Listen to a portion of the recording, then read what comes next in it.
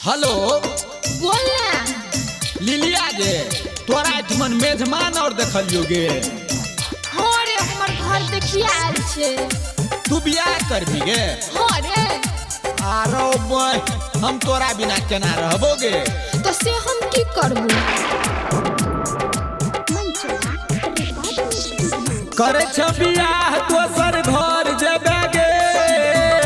दोसर घर जेबे गे। नहीं जाइए की? पीबो जहार हम मोर जेबो गे। भूत बन के हम भूत बन के हम तोरा ससुर एबो गे। हगे मिलैला तोरा ससुर एबो गे। आई गे प्यार हमरा से आ शादी केकरो और से। अरे मन तो हमरो छलो तोरे संगे शादी करेगा, लेकिन घर में कोई माने के लेल तैयारे नहीं छे। बोल एमे हमर की कसूर छे? गे सुनै छी दिल में बसा के हमर दिल तोड़ देले। दोसर के मेहंदी अपन हाथ लगेले।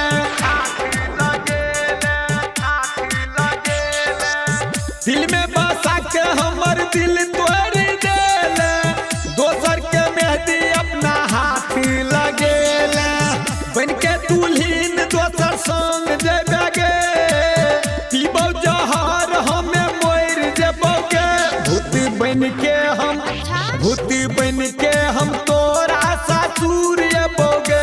आगे मिलैला तोरा ससुर एबो गे। हम मरबो मुदा तोहर साथ नहीं छोड़। हेरे सुन मर तर नै एमे मोरे के कोन बात छे? कह त तोरा हम कोनो छोड़ देलियो एबो तो मिलबे न करबो। बोल बोल। सुन तोरा चक्कर में पढ़ाई लिखाई छूट गेल गे। गाँव के लोग सब हमरा बुझे ढहलेल गे।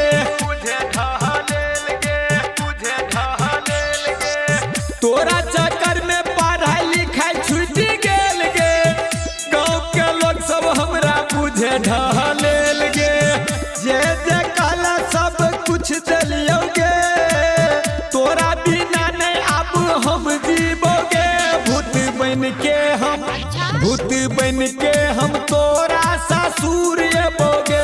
तोरा मिलैला हमें ससुर एबोगे। गे हम तो तोरे चक्कर में बर्बाद हो गेलियो। हेरे एमे बर्बाद होय के कोन बात छे?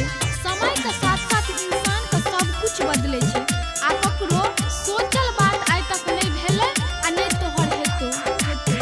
अच्छा कमी की भेल गोरी तोरा के प्यार में। डाल देला संतोष के जिंदगी अन्हार में। कमी की भेल गोरी तोरा के प्यार में। डाल देला जिंदगी संतोष के अन्हार में। साचे कहै छियौ मर जेबोगे। तोरा से दूर हम नहीं रहबोगे। भूत बन के हम भूत बन के हम तोरा ससुर एबोगे। आगे मिलैला तोरा ससुर एबोगे। presented by Savaria Music.